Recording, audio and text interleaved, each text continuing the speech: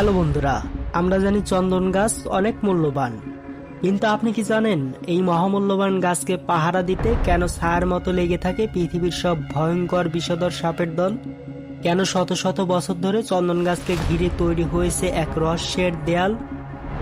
আর কিভাবেই বা শুরু হয়েছিল সাপের এই আনাগোনার ইতিহাস?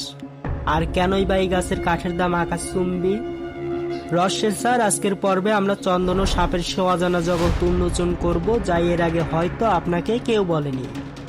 তাই এই অজানা তথ্যগুলোকে জানতে পুরো ভিডিওটি শেষ পর্যন্ত দেখার অনুরোধ রইল।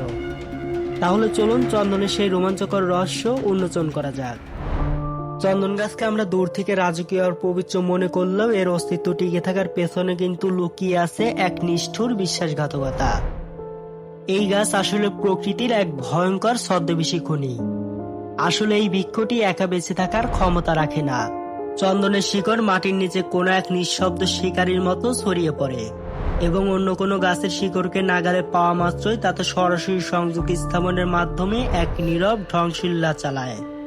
মজার ব্যাপার হলো, চন্দন গাছ শুরুতে কাউকে বুঝতে দেয় না যে সে তার পার্শ্ববর্তী গাছের প্রাণ শক্তি চুরি করছে।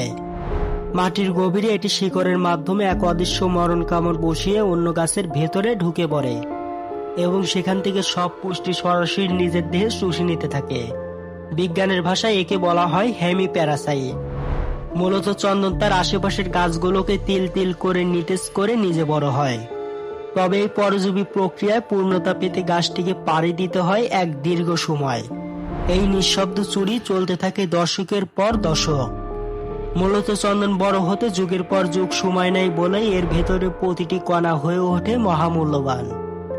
অন্যের জীবন শক্তি কেড়ে নিয়ে নিজের ভেতরে যে সুগন্ধি তেল আর মূল্যবান কাঠ জমা করে তার দামে আন্তর্জাতিক বাজারে কয়েক লক্ষ টাকা। তবে এই বৃক্ষটির প্রতিটি প্রজাতি কিন্তু এক নয়। মূলত চন্দন গাছ দুই প্রকারের হয়ে থাকে, লাল চন্দন এবং সাদা চন্দন। চন্দনের এই দুই প্রজাতির মধ্যে বিশাল পার্থক্য লক্ষ্য করা যায়। এর মধ্যে লাল চন্দন কাটলে মনে হয় আস্ত কোনো প্রাণীর শরীর থেকে রক্ত ঝরছে।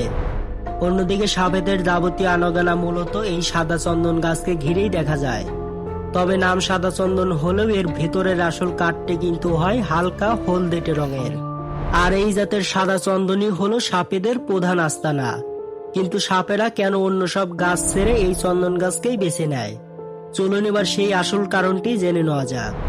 সাপেরা চন্দন গাছকে আঁকড়ে ধরে থাকে, তার আসল কারণ লুকিয়ে আছে এদের শরীরের গঠনে। সাপ হলো একটি শীতল রক্তের প্রাণী। এর মানে হলো আমাদের মতো সাপেদের নিজের শরীরের তাপমাত্রা নিয়ন্ত্রণ করার ক্ষমতা নেই। বাইরের আবহাওয়া যদি খুব গরম হয়ে যায় তবে সাপের রক্ত উৎপন্ন হতে শুরু করে, যা সরাসরি তাকে মৃত্যুর দিকে ঠেলে দেয়। ঠিক এই জীবন বাঁচানোর তাগিদে সাপ এমন কোনো আশ্রয় খোঁজে যা তাকে এই অসহ্য গরম থেকে মুক্তি দেবে। আর এখানে চন্দনের আসল বৈশিষ্ট্য, এই গাছের কাঠ অন্য যে কোনো গাছের তুলনায় অনেক বেশি শীতল হয়। প্রখর রোদে যখন বনের অন্য সব গাছ গরম হয়ে যায় তখন চন্দন গাছ তার নিজের শীতলতা ধরে রাখে। সাপের গরম শরীরে যখন এই গাছের স্পর্শ লাগে তখন সে অনেকটা আরাম পায়। মূলত এই শীতলতার টানেই সাপ চন্দনের ডাল কিংবা গাছের গোড়া এমনভাবে জড়িয়ে ধরে থাকে যাতে তার শরীরের তাপমাত্রা স্বাভাবিক থাকে। অর্থাৎ চন্দনের সুগন্ধি নয়, বরং কেবলের অতিমাত্রার শীতলতায় সাপেদের এই গাছের দিকে টেনে আনে।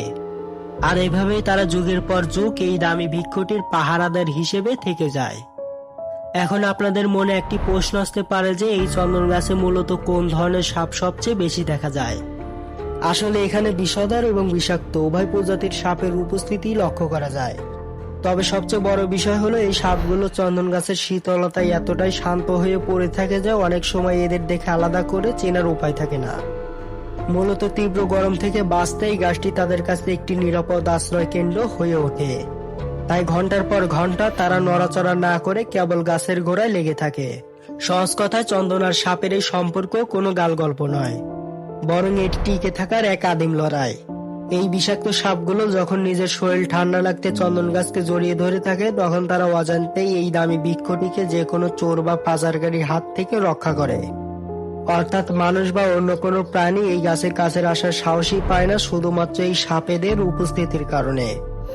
এভাবেই কোনো বাড়তি পাহারাদার ছাড়া চন্দন গাছ বছরের পর বছর বনের গভীরে সুরক্ষিত থাকে।